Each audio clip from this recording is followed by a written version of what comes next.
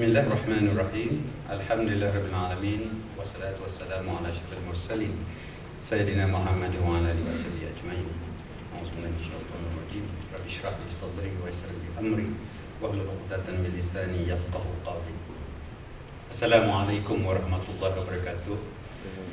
Dan selamat tengah hari dan salam sejahtera terutama sekali kepada yang dihormati Deputi Komisioner Polis Negeri Perak, Datuk Pahlawan Azizi bin Ahmad Aris, pimpinan PDRM Negeri Perak dan juga warga-warga PDRM sekalian. Assalamualaikum sekali lagi kepada semua. Saya Abdul Rahman bin Abdullah Thani. Sebenarnya saya pun baru di Negeri Perak ini, kembali ke Negeri Perak untuk membantu Majlis Agama Islam pada tahun 2019 selepas puas rasanya menaburkan jasa di GLC di Kuala Lumpur. Saya sebenarnya background sebagai seorang accountant dan semuanya bisnes tu adalah di bawah contohnya Khazanah Nasional, Permodalan Nasional Berhad. Jadi akhir sekali balik juga ke Perak untuk tolong membantu. Dan tak sangka pula pada akhirnya dipohon oleh Majlis Agama Islam untuk anak syarikat ini membantu pula di bidang wakaf. Satu perkara yang baru sangat bagi saya. Dan walaupun dibesarkan sebagai anak qadhi, tapi belajar semuanya ilmu-ilmu bukanlah ilmu agama. Tapi Allah nak aturkan saya ke arah sini. Dan sebenarnya bagi saya Tuan Amirul Hakim, budak-budak baru yang semua di unit harta dan wakaf kami di PSB ini, mereka tu lebih berilmu sebenarnya daripada saya. Jadi saya pun belajar banyak juga daripada mereka sebenarnya. Jadi Alhamdulillah, hasil planning yang begitu lama daripada hampir setahun, apabila diberikan tanggungjawab ini oleh Majlis Agama Islam, barulah kita mendapat keputusan fatwa segala macam. Barulah kita lancarkan wakaf 365 ini baru dalam pada 13 hari bulan Mei yang lalu, yang mana untuk menyemarakkan kembali kutipan wakaf tunai am di bawah wakaf Perak Rizwan. Jadi sebenarnya Negeri Perak ini telah pun ada wakaf Perak Rizwan, yang mana sudah ada wakaf tunai, tetapi tidak diketahui ramai. Kebanyakan wakaf, program-program wakaf itu adalah wakaf yang khusus. Contohnya wakaf untuk dialisis, wakaf untuk food, segala macam. Tapi pada dasarnya selepas itu fatwa menekankan bahawa wakaf ini sebenarnya adalah pemberian daripada pewakaf, termasuklah diri kita sendiri. Dan pemberian itu adalah pemberian kepada Allah Subhanahu Wa Taala. Jadi apa yang kita beri itu sebenarnya, dan yang wakaf ini adalah bentuk harta Allah, bukan harta kita di dunia ini. Tapi enactment wakaf Negeri Perak tahun 2015-2016 itu memberikan kuasa kepada Majlis Agama Islam sebagai pemegang amanah tunggal wakaf di Negeri Perak ini. Jadi apa saja berkenaan wakaf, perginya balik kepada MAIF. Jadi bila MAIF mengarahkan anak syarikat melaksanakan tugas wakaf ini, memang berat bagi kami. Sebabnya pada dasar wakaf itu adalah, kalau harta wakaf itu dia bergantung kepada nilai. Nilai tidak boleh jatuh. Jadi kalau sepertinya, kalau saya memberi wakaf 1,000, nilai 1,000 itu mesti disimpan, tak boleh dibelanja. Itu yang banyak pemahaman yang silap daripada orang ramai. Dengan wakaf ni boleh belanja terus. Ini tidak boleh. Duit zakat lain. Zakat itu memang boleh memang diusulkan untuk dibelanja habis. Tapi wakaf ni harus disimpan, dan hasil daripada simpanan itu, sama ada kalau kita taruh ke dalam akaun syariah, Jadi dapat dividen. Dividen itu sajalah baru boleh kita belanjakan untuk membeli ubat untuk orang, untuk memberi manfaat pada asnaf. Jadi akhirnya sebenarnya duit itu sebenarnya duit yang asal sebagai wakaf itu harus disimpan sama ada dalam bentuk nilai duit ataupun dalam bentuk nilai harta yang berkekalan, sama ada tanah ataupun rumah. Dan itu sebabnya bagi saya bukan apa, saya berpegang sebenarnya pada dua perkara yang asas. Satunya adalah Al-Quran dan keduanya adalah hadis. Di mana kalau Al-Quran itu kita rujuk kepada surah Al-Baqarah ayat 261, di mana bandingan, maksud dia bandingan derma orang-orang yang membelanjakan hartanya pada jalan Allah ialah sama seperti sebiji benih yang tumbuh menerbitkan 7 tangkai, dan tiap-tiap tangkai itu pula mengandungi 100 biji. Dan ingatlah, Allah akan melipat gandakan pahala bagi sesiapa yang dikehendakinya, dan Allah Maha Luas rahmat kurnianya lagi meliputi ilmu pengetahuan.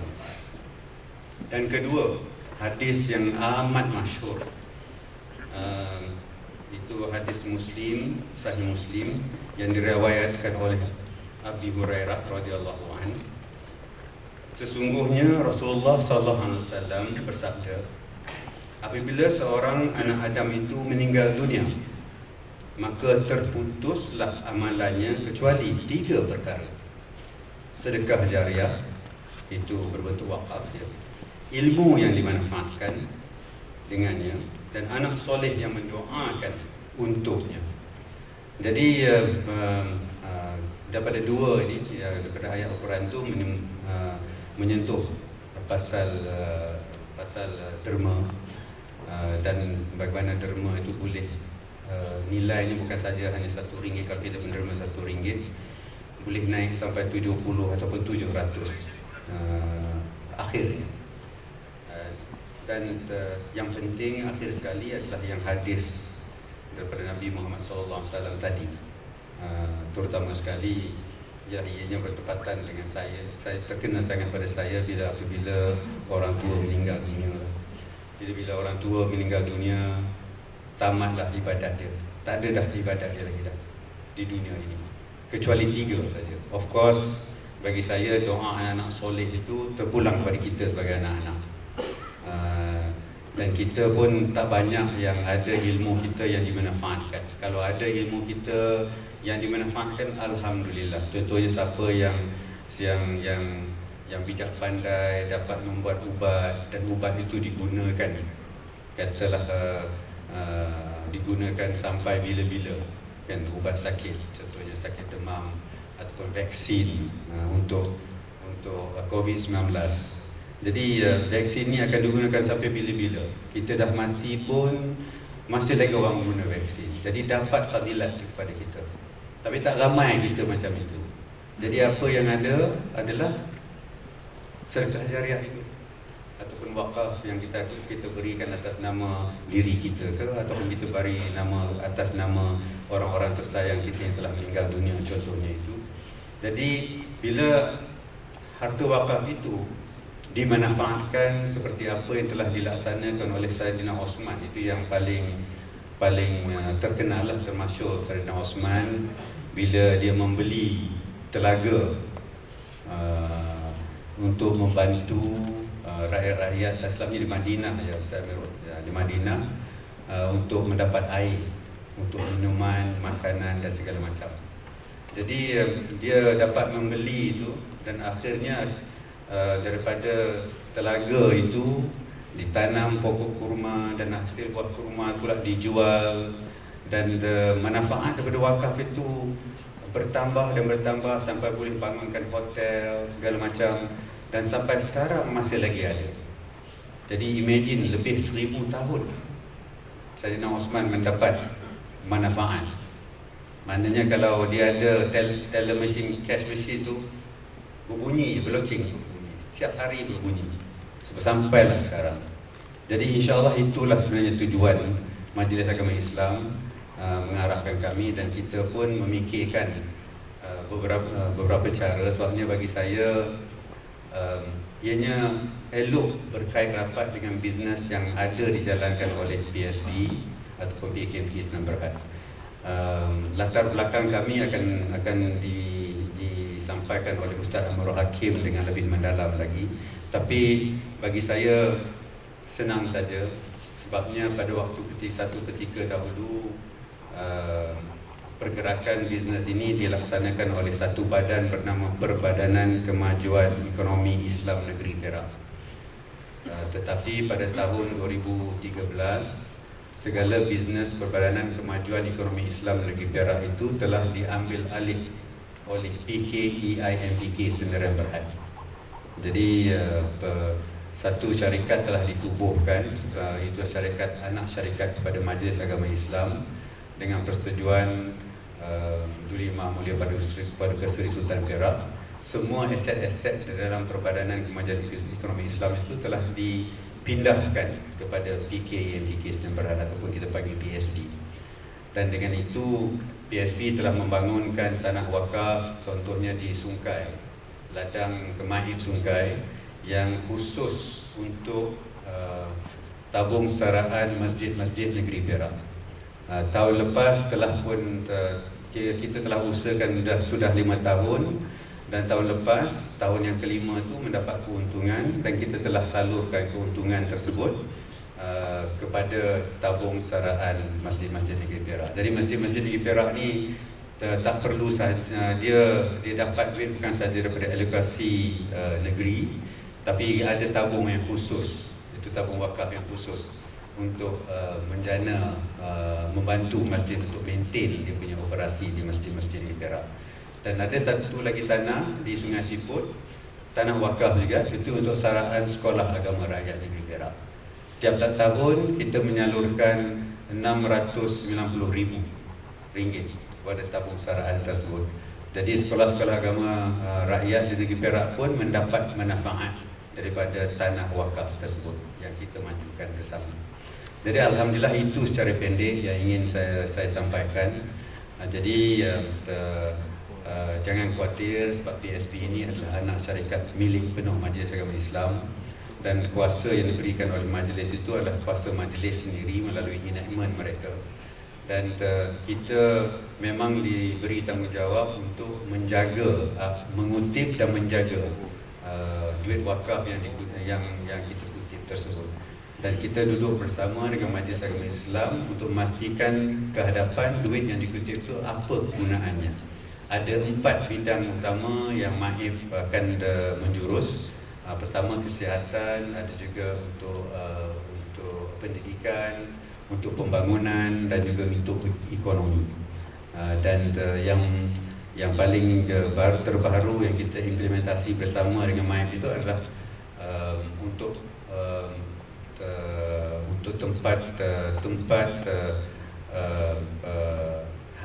hemodialisis di Masjid Datuk Seri Kamarudin, Masjid Alang Iskandar di kampung Datuk Seri Kamarudin di Manjung, di mana duit wakaf digunakan untuk membangunkan pusat dialisis dan mesin-mesin dialisis, dan untuk digunakan oleh asnaf-asnaf yang ditanggung balik oleh Majlis Agama Islam. Jadi kita sebagai PSB menjaga aset ini, dan apa saja keuntungan yang dapat, 40% daripada keuntungan itu PSB akan memberinya balik kepada wakaf, tabung wakaf. Jadi insya-Allah begitulah pergerakan kami, dan apa yang kami mahu laksanakan sebagaimana saya beritahu juga kepada Datuk Deputy Commissioner tadi, sebabnya tanah wakaf di negeri Perak ni banyak sangat. Orang banyak memberi wakaf tanah, tapi dia orang lupa bila dia beri wakaf tanah ni, kita perlu duit untuk memajukan tanah tu. Jadi duit tu datang daripada mana? Sedangkan bila kita bagi tanah, jadi ini saya nak memperjelaskan lebih lagi, sebabnya saya melihat keadaan ini perlu kita perbetulkan. Bila kita nak mewakafkan sesuatu, saya harap kita wakafkan sesuatu yang telah menjana satu ekonomi. Contohnya, janganlah bagi just tanah wakaf kosong. Kalau ada tanah itu ada pokok durian ke, pokok durian, buah durian boleh dijual, dapat hasil, elok diberikan begitu. Supaya kalau tidak, Majlis Agama Islam akan tetap membayar cukai tanah atas tanah tersebut, dan masih pasti diarah oleh pejabat-pejabat daerah untuk potong rumput supaya terjaga. Jadi kos-kos ini perlu dibiayai. Jadi sebabnya kita menekankan wakaf tunai. Sebab wakaf tunai ini boleh kita gunakan untuk membangun tanah-tanah wakaf di negeri Perak, insya-Allah. Dan pembangunan itu PSB sendiri yang boleh melaksanakan, sebab anak syarikat majlis sendiri boleh laksanakan, sebab kami bergerak dalam bidang peladangan, dalam bidang kesihatan dan dalam bidang hartanah. Sebab kita nak majukan tanah-tanah majlis ke hadapannya, sama ada tanah wakaf ataupun tanah Baitul Mal sendiri. Jadi isu itu insya-Allah secara pendek, dan saya rasa elok kita selepas ini mendengar taklimat yang lebih mendalam dari mereka yang lebih pakar daripada saya, iaitu Ustaz Amirul Hakim. Jadi jazakallah khairan kepada semua. Yang kebaik itu datangnya daripada Allah Subhanahu Wa Taala. Segala keburukan itu adalah atas kelemahan diri saya sendiri. Maaf zahir dan batin. Assalamualaikum warahmatullahi wabarakatuh. Waalaikumsalam warahmatullahi wabarakatuh.